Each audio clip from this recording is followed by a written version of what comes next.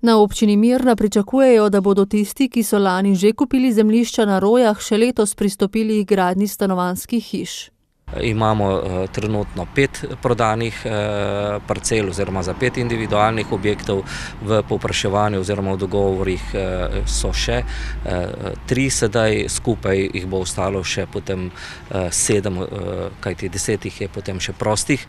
Pri pripravi programa opremljanja stavbnih zemljišč, ki je osnova za izračun komunalnega prispevka, so poskušali priti do čim nižjega prispevka, da bi tako lahko vlagatelji čim hitreje začeli graditi svoje hiše.